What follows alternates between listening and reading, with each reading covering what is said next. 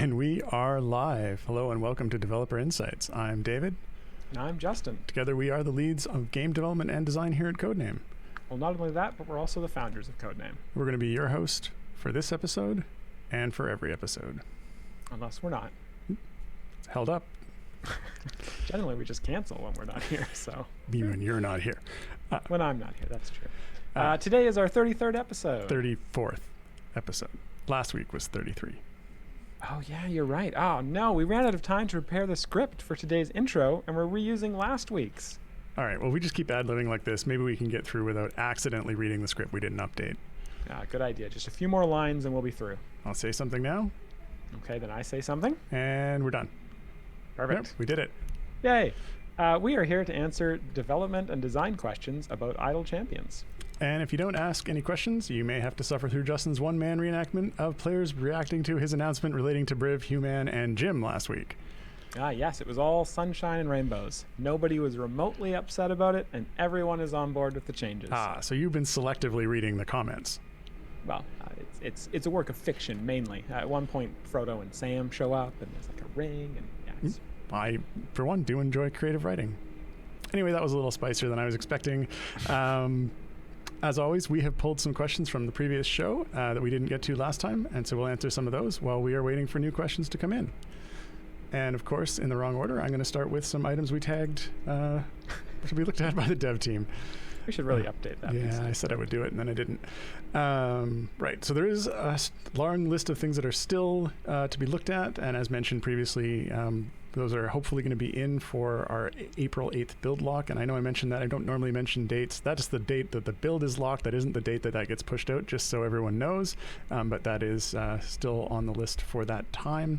The items we got here are a hotkey legend on the main menu, a fix for the Steam achievements for people who transferred in from WebGL accounts, alphabetical formation sort in the Modron automation selection, an indication on the formation preview for adventures that are blocked by a champion that's in a slot and can't be moved, feats to limit Briv skips, better objective details on the multi-party display, like for example the target area and if it's been reached, improvements on the more open chest flow, and checking into why formation circles always being shown are not always being shown.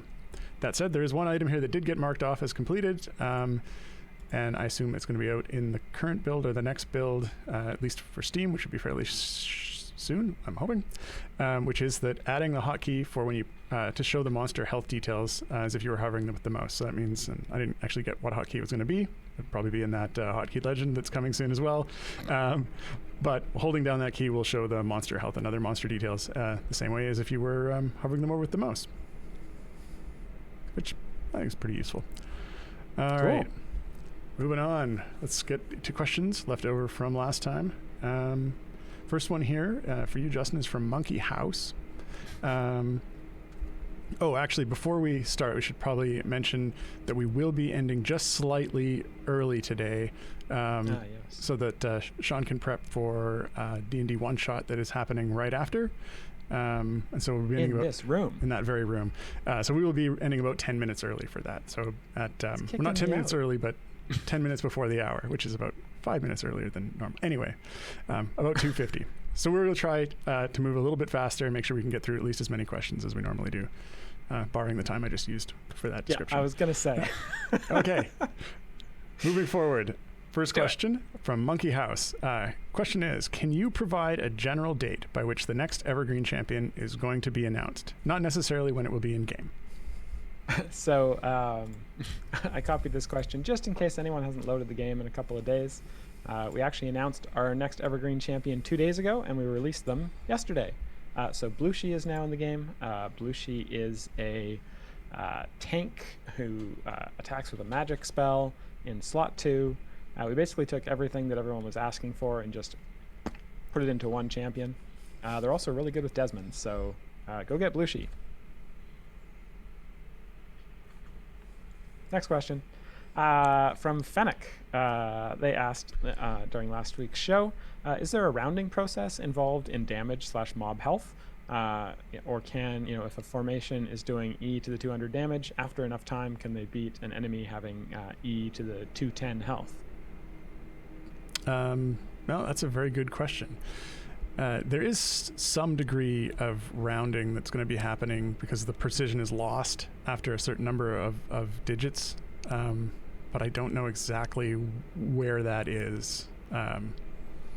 So there's definitely a point at which the rounding would make it so that you couldn't defeat a monster that was, e to the enough larger, but I think it's also enough larger that you'd be there for an extremely large amount of time before you would even be able to tell that was happening. Next question from Foolish Genius 89. As the first permanently stacking champion, Black Viper had a lot of potential. Is it possible to uncap her bonuses similarly to the design of Dahani? So such a cool champion can be more competitive. Yeah, so I think if we get back and look at Black Viper again, I think there's definitely some updates we can do. We've learned a lot since we kind of did Black Viper. Obviously we did, or maybe not obviously, but we did. Black Viper was the first champion who ever had anything that persisted between resets. Shortly after Black Viper, we did Zorbu's favorite enemy stuff. And then, of course, we've done Dahani, and we've done a couple of other ones that have sort of minor things like that. They might not all be out yet. But yeah, so we will definitely, if we get back to Black Viper, sort of look at what we've learned over the last few champions, Dahani specifically, and maybe add some more levels or uncap her red gems, or I think there's a bunch of sort of things we can do with her. But yeah, I mean, I think she's a pretty cool champion, and she definitely needs some love at some point. All right, next question left over from last week is from Garwar, and the question is, Overwhelm feats got added for Tachanya and Nova today. Will we be seeing Overwhelm feats added to the other tanks that don't have them? Yeah, most likely, yes. There are a couple that we kind of missed there when we were doing our pass-through, and we have been looking at some of them lately, and will likely get some Overwhelm feats, and potentially a couple of other feats as well that are missing from some tanks. We're blasting through this. Yeah. Do you want me to do the next one, or do you want to do where are we at? Oh, after that comment in the chat, I'd better do it. But okay. Well, then I will ask you this question.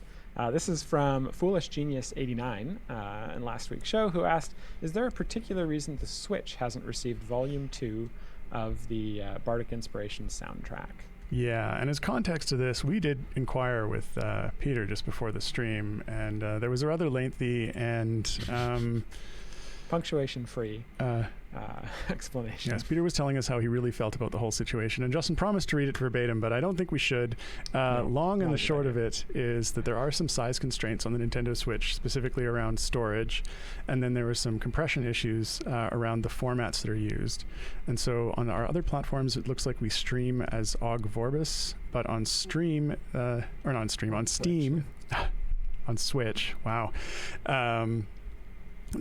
Because of the licensing issues, we can't use OGG Vorbis files on Switch, and that makes the other files to be quite large. So anyway, long story short is the files are quite large, and the amount of space we have on Switch is actually quite small, and so it just didn't fit. That's what I got from Peter. So yeah, that was my understanding as well. Okay. Next question from last week is from Lever1, who asked, has it been brought to your attention that Penelope switches back to her default skin when she transforms, aka puts on her mask, while the party is under attack? Yeah, that wasn't something that I was aware of, and I will tag it and bring it up with Peter, because maybe it was they didn't actually do the art for that. We'll have to take a look.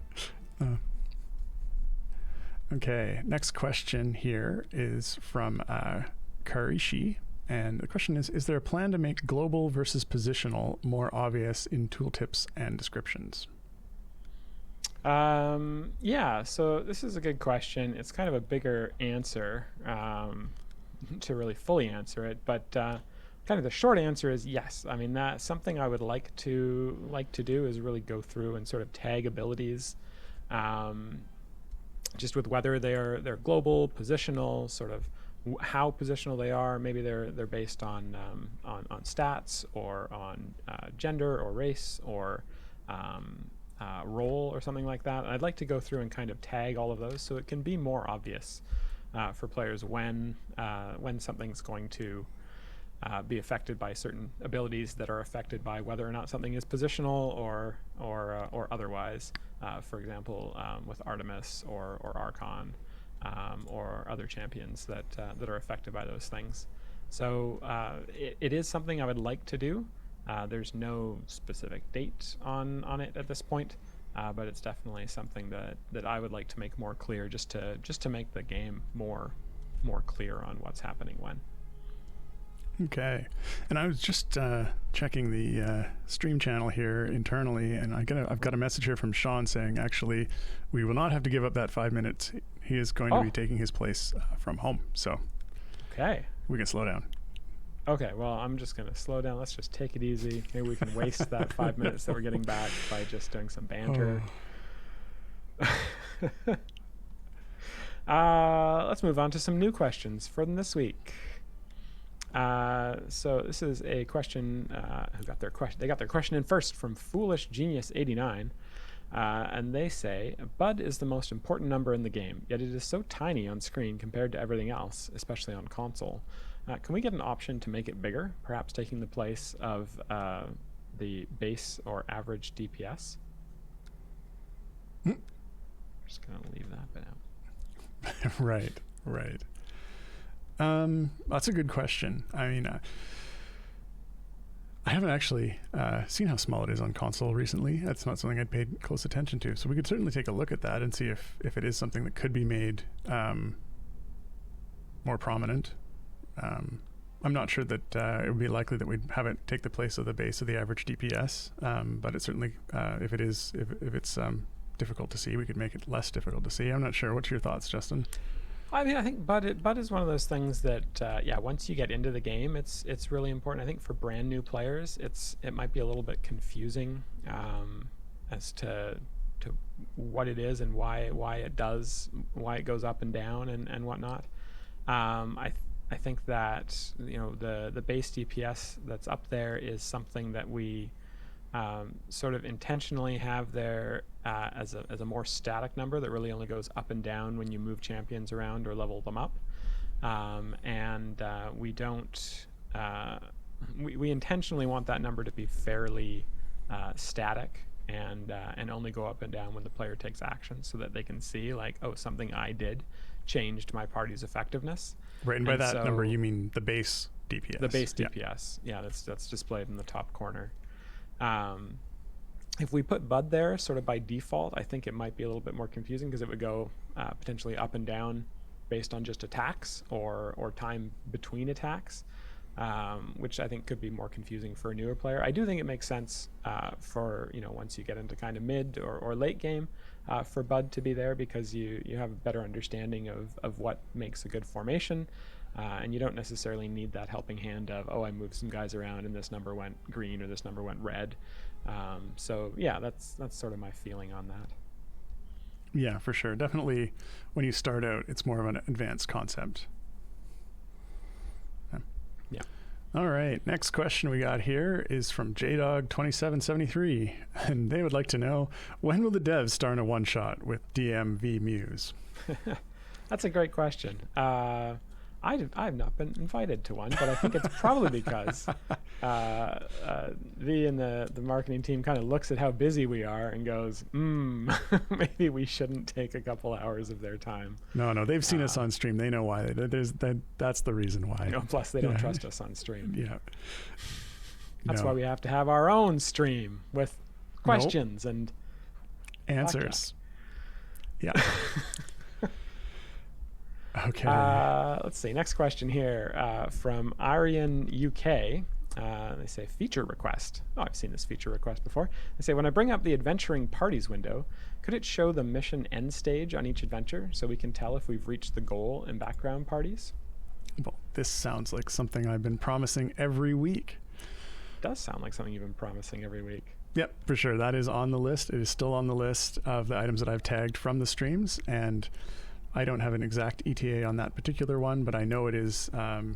It's coming very soon. So yeah, definitely going to do that one. Okay. Next question here from Loki Gromerl. And Loki asks, when will we have a player competition for having a player-designed hero for the game? Yeah, that's a question we get fairly often. It's one of those things where there's just some weird, like, just like legal bits and pieces of why we hesitate to do something like that. There's a reason we don't see a lot of this from really any company that makes sort of content like this, and my understanding of it is that there's just some IP stuff around that just makes it challenging. And a little bit fraught, and so that's the main reason we don't do that. Now, with that said, we did do, during our last Extra Life, I did a stream where we had, I basically designed a champion live over the course of an hour. Didn't get much of it done, but got some player feedback on that one, and that, when it's something that's not going to go into the game and isn't going to be something that we're going to release and sell chests for, or skins or whatever for, then then there's a little bit less of those complications. So happy to do more of that kind of stuff, but it's unlikely that we would ever have a champion that make it into the game that would be player designed. Yeah, and a follow-up question directly at that was, or at least a player designed NPC, which would likely be a little easier. Yeah, I mean, maybe. It depends where that would go and what the context would be of it for that kind of stuff. Like, I could see us at some point doing a contest to be like, hey, have your thing in the game, and if it's just a one-on-one thing, then maybe there's some sort of legal thing we could sign away. I don't know. I am not a lawyer. You don't have the details. And all I know is I've signed all my IP rights away to the company, so so we don't have to worry about stuff that I make. Yeah, I mean, I think more specifically, at least sort of because the hairiness around this becomes a question of what input we don't use more than what we do use. Because I think if players submit ideas for a particular champion, like the sort of my understanding broadly of like game design suggestions just in general is that if you accept design suggestions and they were suggestions that you already had intended to use, then suddenly there becomes this case of, well, I sent you in this suggestion and you did it, and now you're not compensating me for it, and you're like, well, we already had that design. Then it becomes well, we're saying we did it, but are we being dishonest? Anyway, it becomes a question of really where the idea originated from. And so if we took in 100 champion suggestions, then all of a sudden, and we've got all these suggestions that people send in, and then if we use some of them, we're very likely that we would get pushback that said, hey, that was my idea, even if it was an idea that generally made really good sense in the game and it was something that we were going to do anyway. So that opens up a big can of worms there, that I think is probably the biggest issue around that, and not so much for an individual. We work with a creator, they've got their champion, it's very clear cut that that's their input, and then they get paid for and licensed for that. So I think that makes sense, Justin. Yeah, good.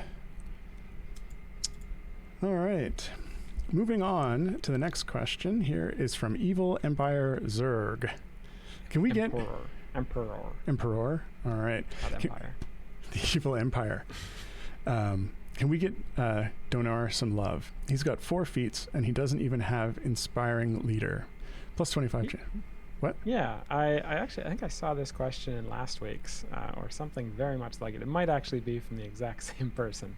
But yeah, I can look at that and see what's up with Donar, because normally when we give someone sort of the base, the 10% all champs damage, we almost always give them the rare one. So I'm not sure why that one is not there, to be honest. That's something we can maybe look at. It might very well be a bug, much like a little while ago someone was asking, like, why does one of the Modron cores only have 29 instead of 29 30 outputs?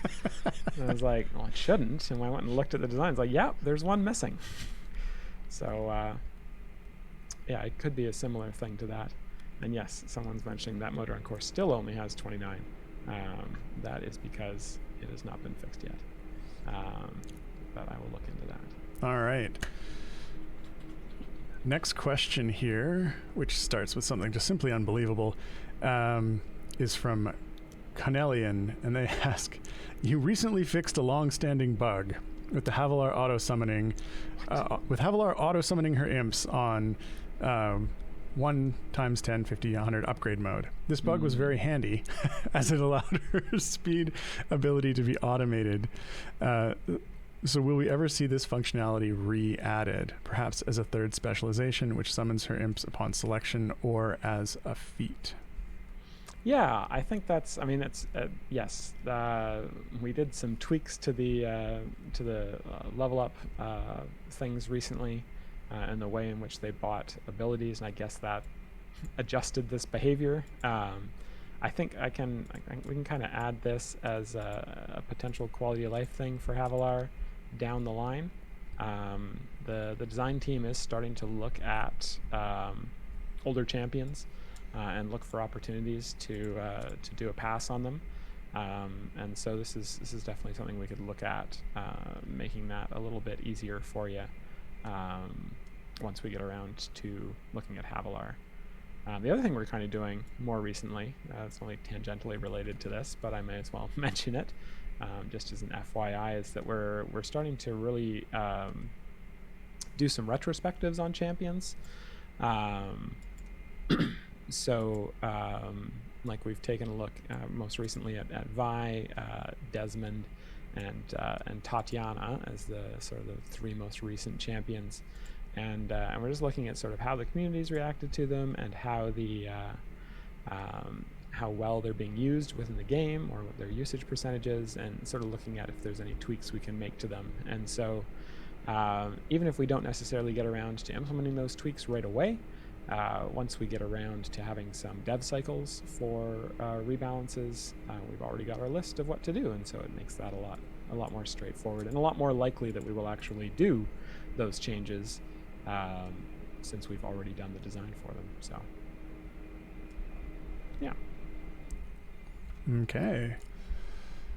Next question from Babili G2000. It seems lately most of the new champions are getting more and more complex. It does seem that way, doesn't it? Mm-hmm. Is this the way it will continue? It's just that I struggle with complex text. Yeah, so I mean, this is kind of an interesting question, and it kind of it speaks to the age of the game. Obviously we're doing year 5 events, which means we've done 4 years of events before. And we're rapidly approaching our 100th champion in the game. One of the challenges that we have as a design team is with 100 champions, how do we make them them stand out from each other? How do we make each champion seem unique? Because there's no different art. That's all you need. It's not as much fun to have a bunch of champions that all basically do exactly the same thing in exactly the same way, and so we're always looking for new ways to do things, and unfortunately that tends to lean towards more and more complexity. Not all the time, but sometimes it does. In an ideal world, we'd sort of have all of our levers, and we'd be able to just sort of use them in different combinations in different ways. But sometimes we come up with a cool idea, and we want to do something cool, like with the way that Desmond levels or buffs based on the number of escorts or dead champions in the formation. That's a unique thing to him. Belushi has some unique stuff with how they buff the formation once they've died, quote unquote. So there's some. We're going to continue to do some more complex effects, but we always try to make sure that we simplify them as much as possible. And a good example, sort of speaking back to the retrospective stuff, so we were looking at Vi and her speed up ability, which is based on her SAS, and it does a unique thing that other speed up abilities don't do, but it is quite confusing as to how it functions, and And so that's something that we're looking at in the, if we go back on Vi and do a balance pass on her or an update on her, it's most likely we'll change that, because I think it just the way it shook out is just too complex and too difficult to understand. So yeah, I mean, it's a balancing act between trying to make everything unique and interesting, and trying to make things simple enough to understand easily. Yeah, I'll have to have a rule. If you can't explain an ability in 3 lines or less, you can't have it. Well, we used to have a restriction, or not a restriction, but if on cards, right, the effects had to be a certain length, or else they wouldn't fit on the cards. But now we've got the scrolling card text, so mistakes have been made. Yeah, we're gonna have ridiculously complex equipment effects now. It's probably a really, really good idea. Next question here is from Clarkington, and they ask, when will Trial and Forge rebalance enhancements be discussed? Yeah, thanks for the question, Clarkington. This is something that is being discussed on an ongoing basis internally, and what we're trying to do is just find the dev resources for it. As many of you know, we recently put out sort of a soft release of our localization for the whole game, and so that's still taking up quite a bit of dev time to push that towards the full release. And once that is done, I am hoping that we will have some cycles to look at the trials and legendary stuff. Yeah, and not to mention the enormous amount of dev time going into adding click skins to the store. Yes, I do believe that took several minutes worth of time. Okay. Let's see. Next question is from the Throat.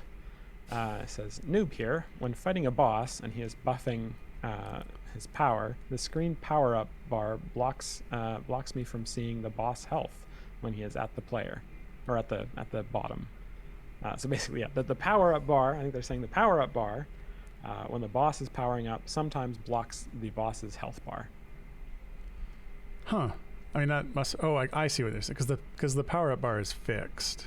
And the power-up bar is kind of, yeah, and I guess depending on the resolution you're at, and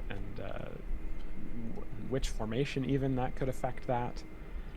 Because it could be that depending on where the tanks are, the boss will go to a different kind of height for that. So, yeah, I mean, I know there's nothing specifically that would prevent that from happening. I don't know to what degree, like to what frequency that does occur. I'm just trying to picture sort of various cases. I can't think of a lot of cases where that's happening, but it's definitely something that if we get more reports of that being a concern, that we can put in some adjustments for. But I don't think we see a lot of that, but we'll keep our eye out for it. Yeah, it happens. It's just it's like I said, there's a confluence of events that causes it to occur. So yeah, and the nice part of that is, well, I don't say that. Most of the time, I'm not sure exactly the situations in that case. Then you also have to worry about what the health bar is, and if you're new, then because oftentimes you get to the boss and you can kill through it, or you're especially at the point at which the boss starts to power up, the amount of time you've got there is pretty limited. But I can certainly see it being advantageous if you're wanting to know exactly when to knock off your ultimates, which is probably all of them and right at that moment. But okay, moving on to the next question. Next question, yeah. This one's from JDog2773. And they say, with the in-game chat, the number next to the tavern room title indicates a subset of what current active users? Question mark. So the number represents the number of users who are connected to the in-game chat. Actually, I think the number next to the room indicates the number who are in that room. And those numbers are they're often quite small because it's actually a very small subset of players who use the in-game chat. There's quite an active community over on the Discord side of things too, and I'm not sure how much overlap in that in the chat is. I think there's probably actually quite a few more active chatters on Discord side, so that's where I'd recommend you go to chat. Yeah. Check out our Discord and our Instagram and our TikTok. but mainly the Discord if you want to chat with people. So roughly 180 people. Yep. Yeah, it's a small number. And I just want to say, I noticed someone in chat was saying that their question was skipped, and I just want to give a little bit of context for if we don't answer your question. There's a couple of possibilities. The most common possibility is I just don't have a good answer for your question, and so it's not that we're skipping your question because we're trying to avoid it or anything like that. It's just I don't necessarily have a good answer, or there's some data that I don't have, or it's just something that we just can't answer at the time because, well, 99% of the time it's because I just don't know the answer to your question. So if you're wondering if you asked a question and it didn't get addressed, we either haven't gotten to it yet or I just don't have the answer prepared.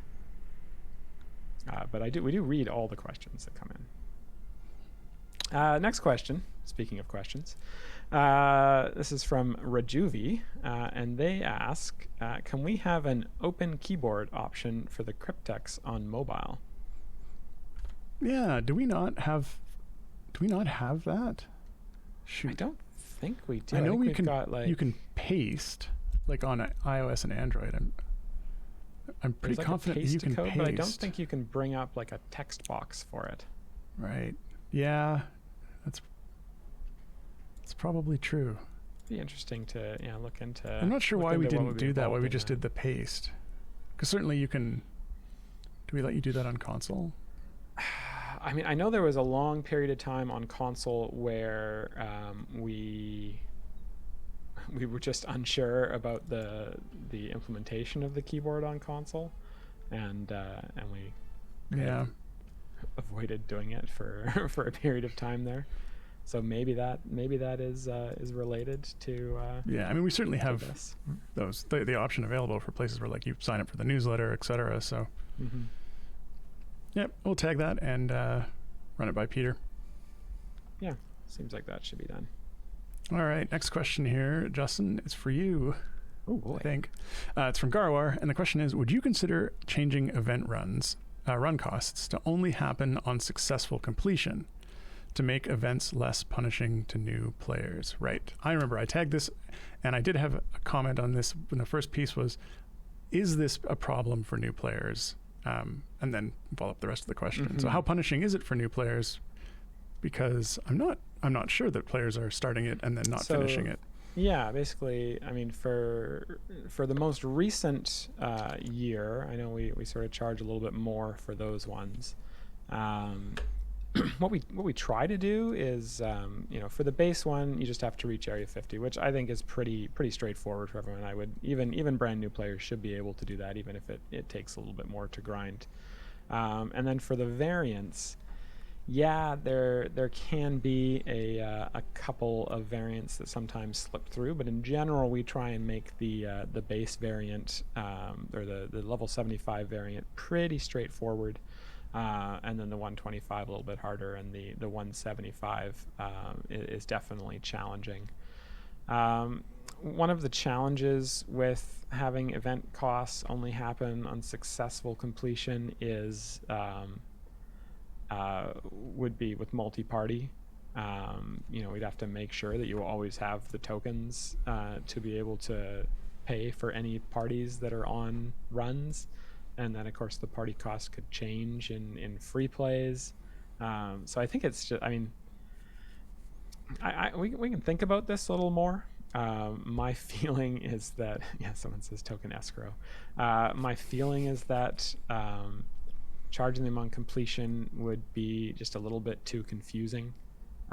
Maybe some sort of, refund, like a partial refund if you fail or if you reset without completing, maybe something like that is possible. I mean, you still get the favor, right? So it moves you towards being able to progress. So a partial refund would make more sense than not paying at all. Yeah. Otherwise, you could potentially just grind up favor in the third variant or whatever. We always got to be watching for sneaky. Wouldn't want it to make it exploitable. To make use of that. But yeah, so I mean, I think there's some stuff to think about there. It's a decent point, and I'm reading in chat that some people definitely had some challenges during their first event, and I hear you on that. So that's something we can think about.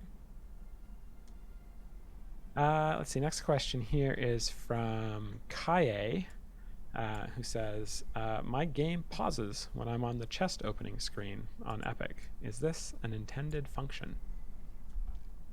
Yeah, so when you open the chess screen, the game does pause, but only for 5 minutes. This is kind of a holdover, I think, from our original designs in Crusaders. Yeah, I think so too. And certainly the intention of the idle game is that it doesn't pause on you, and if you open the screen and accidentally forget you've left it open there, you don't want to come back to a game that hasn't progressed at all. But we also didn't want, especially early on, especially if you're a new player, we didn't want people to feel like the game was moving on without them and that they were going to lose if they were busy looking at the screen while that was happening. So when you open the chess screen, it does pause the game, but it only pauses it for about, literally exactly 5 minutes. Then it will resume on its own, just in case someone accidentally left it up. But its primary purpose was to relieve any anxiety on an early game playthrough that while having that screen open, that you were letting your party die. Yeah. Cool. Next question is from Emmett. 2 weeks ago, I learned that Carzone's honorary crewmates that makes champions count as neutral is incompatible with legendaries that buff neutrals. I know mechanically it has something to do with the neutral tag versus the GE neutral tag, but I was wondering, was this intended or just how it turned out? And is it something that could be changed in the future? Because it's kind of counterintuitive. Mm-hmm. Yeah, thanks for that question, Emote.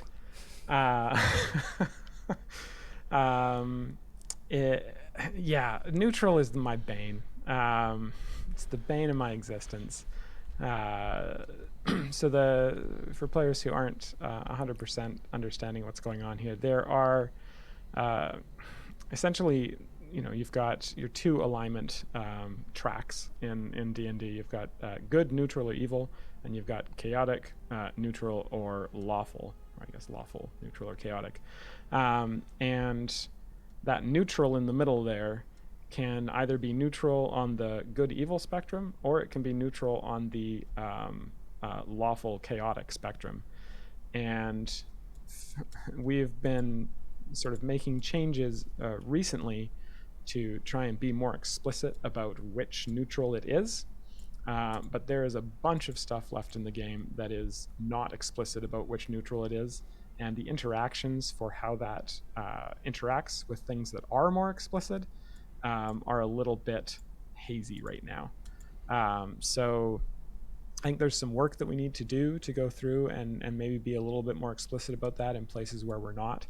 I feel like my intention would be that Corzone's honorary crewmates should work with legendaries that buff neutrals, but we have to kind of look at how that functions and make sure that we can get that to work. I agree that it's kind of counterintuitive and it's something we need to do better. So we will attempt to do so. All right. Next question here is from SailNet. And SailNet asks, how do you approach assigning limited dev resources when looking at creating new content versus updating and revisiting older content? And I'd probably adjust that broadly to design resources for that particular question. But yeah, I was going to say, I don't remember highlighting this question.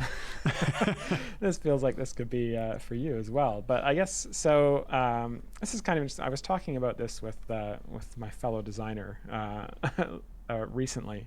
And it's only very recently, it's only in the last 4 or 5 months that we've even had a second designer on the team. So in terms of design, I've been the only designer on the only dedicated designer on the team, I should say, since the game came out, up until a few months ago.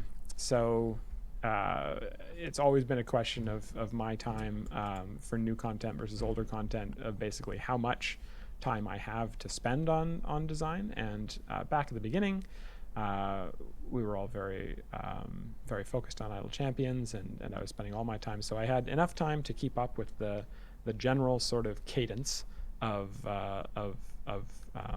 new champions and rebalance, or new champions and variants and whatnot, and still have some time to work on going back and revisiting old champions and rebalances and whatnot. And so that's why in the first couple of years of the game we had a year 1 champion rebalance, we had the tanking and healing rebalance, and one or two others, and then sort of after that it kind of fell off because well, a bunch of reasons here at the company.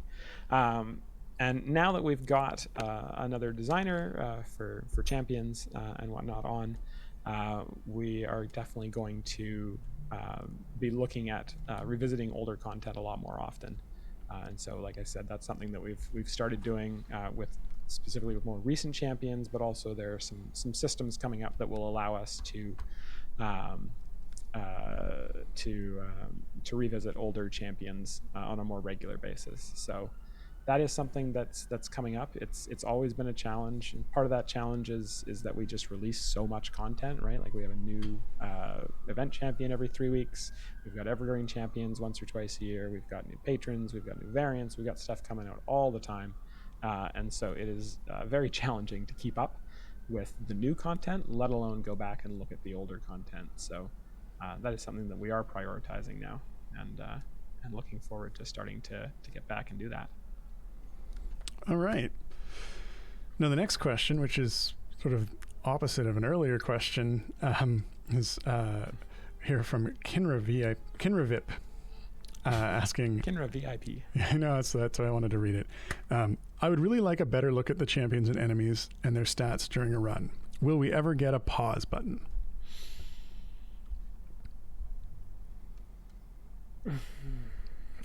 We've gotten this question before. It's always, I mean, the simple answer is I don't necessarily know that a pause button is a good thing for the game. Pause buttons lead to things like pausing the game and then getting up and walking away and forgetting that it was paused, and then coming back and not having any progress. And then opening an angry ticket to Sean or Taylor being like, why didn't I get any progress? Oh, because your game was paused. There's certain sort of, things we can do to mitigate like that. Like, with the chess screen where it pauses the game for 5 minutes, we could have it toggle off after 5 minutes. I feel like there might be better ways to look at the champions and the enemies and their stats during the run, as opposed to a pause button. Like, for example, some sort of amazing collection screen that shows off enemies and their stats in various levels, and your champions and all of their stats and all their gear and achievements and all that stuff. But that's a discussion for another day, I think. Yeah. What are your thoughts on this, Dave? I mean, I kind of mixed feelings on it, because it does seem like the utility for it seems limited. But at the same time, I know players have requested the ability to easily swap characters around.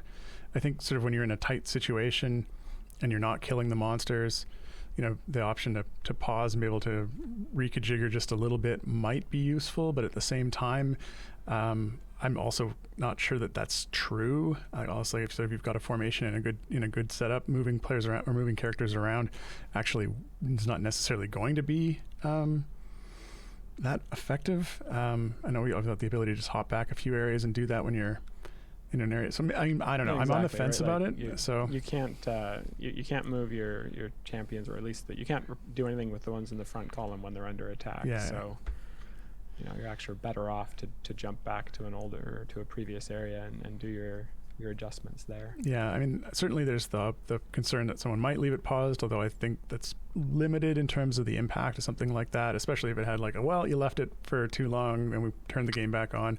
We can certainly mitigate. So, but it feels like limited utility that isn't handled, either better handled with something else or better handled with like I could see there being a value to a mode where it's like you just got knocked back and like pause now to readjust your formation if that's what you want to do, but it does also seem like you're probably already trying to put your best foot forward at that point where you hit the point where you're at a wall. Yeah, it's I'm not sure. It's a challenging one. I think there's a lot of aspects to a pause button that we need to take into consideration. So yeah. Okay, next question is from Phoenix Fryer.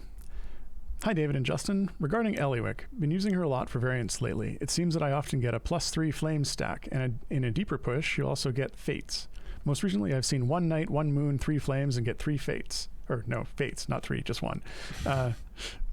So it's like 2 to 3 negative stacks. Is this intended? Any way to raise the RNG for favorable stacks and lessen the RNG for multiple negative stacks? Thanks for your consideration. Yeah, thanks for the question, Phoenix Fire. Eliwick is definitely a champion where we tried something new, and my feeling on it is that it didn't really work kind of the way that we were hoping it would.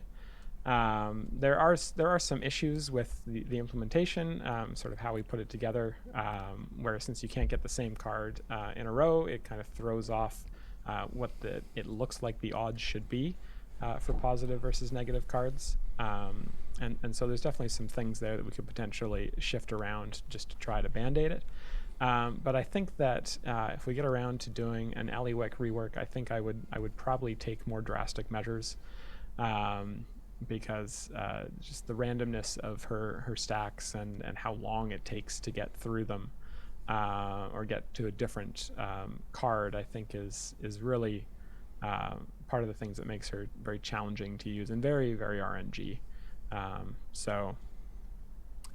Yeah, I think it's Eliwick is a champion that does need some work, definitely. Though yes, as Foolish Genius says, the deck of many things. If you actually do look at the design of that in the DM's guide or wherever it shows up, it is a brutal thing that you would never actually really want to pull from unless you were super desperate, because like half the things in there just instantly kill you forever. It's crazy. When we were doing that design, we actually had to scrape the bottom of the deck, if you will, just to find things that were beneficial. So yeah. Let's see. Next question here from Sylphide Echo. It's a request. And they say, can we please make the gelatinous cube a playable champion? I like it. That's a fun suggestion. I don't know how the gelatinous cube is actually, we talked about this on last week's show. The gelatinous cube is actually gigantic in terms of its actual size in D&D. And I wonder if that one would have to take up multiple slots. Maybe a 4-slot champion. It'd be a floor, but you can actually, oh no, this would be really cool. It'd be like a 4-slot champion, but you can still place champions in the other slots. They're just inside it, and they like take damage, and maybe it like buffs them or debuffs them or something, or maybe it powers up based on how many champions it's eating or something like that. That'd be really cool. That's gonna have to be my next Extra Life design a champion live champion, because that's an interesting mechanic. Let's see. Next question. How are we doing for time? Oh, we'd have to stop now if Sean were coming in, but he's not. Hooray! Let's see. Next question is from McShizman, who says, if we're asking for deep things, any chance of going parallel process or multi-threaded so the background parties can move closer to current party speed? Yeah, so this is without the risk of question. Yeah, getting into the issues around offline progress and background party progress. It's not an issue of processing or multi-threading. It's actually more of an issue of implementation and details around the actual implementation of what buffs and abilities are used during background parties and in offline progress. Because the background party progress actually generally tends to complete, it's sort of a 10-minute window in far less than 10 minutes, except for in certain circumstances. So it's not a processing issue. We are well aware that there are issues still around that, and they are on the list, believe it or not, to continue to be looked at, especially once that additional development resource that's been on localization gets off of that. Their focus time that is actually tagged to be looked further into Modron automation pieces and background stuff. And I know people who've been with us for the last year know that is something that we have continued to talk about and work on and talk about and work on, and we haven't been able to solve all the issues, although we have made headway, albeit slow headway, on those issues. Next question is from JDog2773. What is the purpose of Fan Design Forge in the Discord? So I highlighted this. I don't know the exact answer, but my guess would be it was something that the Discord asked us to create, because that's where most of the channels on Discord come from. They would be community suggestions like, hey, why don't you do this kind of channel? And I think players just wanted somewhere to kind of design some mock champions, and so I'm pretty sure that's where it came about. But if there's some marketing folks or Discord moderators sitting in chat who can correct me, then by all means. Yeah, that's certainly something that they don't often give us a heads up on. I know we discovered only by accident that there was an Idle Champions, a Developer Insights channel. I was like, hey, look, they made a channel for us, and actually no one mentioned it to us. So yeah. Anyway, next question here is from The Real Snowman. Suggestion and question. Is there a plan to add new automation system involving an automation system for endgame players who have pause for a moment. Start again. For endgame players who have all unlocked champions to have split screen for double adventures at the same time for double rewards. For example, they can play a new event and a general favor farm at the same time. So I think this is a request for a multi-party split screen mode. I think that's what. Yeah, it sounds a lot like multi-party mode, but with two of them visible at the same time, which sounds like something that would make the dev team want to kill me and want all of your computers want to kill you for trying to do it. So I think it's probably not something we would ever do. Have two adventures up at the same time. We certainly couldn't do it on some platforms where we're memory limited, like you do this on iOS, and your iPad would just burst into flames as soon as you tried to do it. Multi-party mode does a pretty good job of letting you play a new event and do some general farming at the same time. So I think we'll just continue to add parties to that. I just have to correct you there, Justin. iOS's memory management would just terminate the process. There'd be no fire. Well, sure, but if it didn't terminate the process, there would be fire. That's why it has to terminate the process. I don't think using up all your RAM results in a fire. Yeah, well, you know what? I am very knowledgeable about such things, and I am pretty sure that using up all your RAM will cause it to light on fire. Yeah, it used to be a real problem back in the day when those Macs didn't have virtual memory.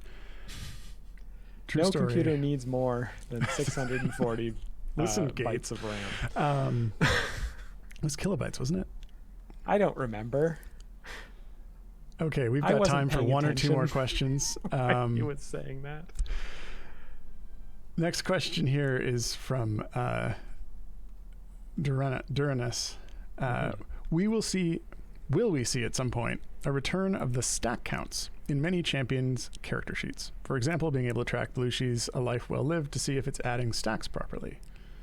For the most part, these should always be there. I am not directly doing QA on champions anymore, so I don't kind of see it, see that one before it goes out. But I will check with Peter and the developers working on the new champions and make sure that anytime we have stacks that we just show the amount, because we've got kind of a standardized way of showing those. So that should be a thing we do. Okay. Let's see. Modron cores, because we're limited on time. Let's do this next question here from The Real Snowman. Sure. Because it's a great question, and the question is there a plan to offer a monthly game pass for newer players to get rewards and unlock champions at 3 or 4 times the normal speed? at the same time as supporting the game. Yeah, that's a cool idea. I don't think we have anything sort of planned that's specifically like that. But we are thinking about cool ways to do content on a regular basis that provides additional rewards and whatnot. Nothing we're really prepared to talk about yet, but yeah, I could see doing some sort of thing to help newer players get into the game and unlock content. I mean, we do have one of the one of the blessings and the curses we have in Idle Champions is we have, like I said earlier, almost 100 champions in the game. So when a new player comes in, like, that's a lot of content to get done, to get sort of caught up with the cutting edge. And so I think looking at ways to sort of speed that up is definitely something that would benefit us. Cool. Well, we still have enough time to hop back and answer the question before that. So this one here is from Yoda Ate My Head. Oh, no. And Yoda Ate My Head asks, are there any chance that we can get more than 3 Modron cores, even if we have three parties? That way we can mix and match cores based on the situation. Okay. Yes. Yes, there are chances that we can get more than 3 Modron cores. In fact, one of our sort of things that we're working towards is to add more Modron cores. I think we spoke about this last episode or the episode before, but we are planning on adding some more Modron cores, possibly before we add additional parties. Specifically, we're looking at cores that are more situational. So the existing cores are very much like, these are sort of general cores. And so we're looking at, maybe a core that really buffs up your tanks, or maybe a core that really buffs up your support champions, or a core that really helps with healing, or a core that helps with a specific set of champions, like the Companions of the Hall core or something like that. So if you're using Dritz and Brunor and Regis and all them, that would be a really good core to use because it specifically buffs those guys. Yeah, so, a core that only uses it. Gives additional bonuses if you only use common pieces in it. It's just the gray core. Yes, the common core. Wait, that sounds like something you'd teach someone in school. And now we are going to get into a whole bunch of people suggesting core names, just like last episode. And that core, of course, will have 29 slots, right? 20. There'll be one that has 31 core slots. It'll be the extra core. But yes, I believe that's all the time we have for questions today. So let us do our outro. If we didn't get time for your question, don't worry. You will have another opportunity. We will be live again at this same time next week. Before we sign off, though, we'd like to thank our tireless mods. This week it was Eminem, Mars, and Martin. They're the people who copy your questions into our questions doc, make things easy for us, and generally make things awesome for you. So thanks, guys. Yep. And of course, thanks to all of you for hanging out, watching the stream, asking great questions, and enjoying the game. Because without you, no one here would get to do what we do. Yeah, we'd have to do something else. That's it. Enjoy the rest of your day, everyone. Bye.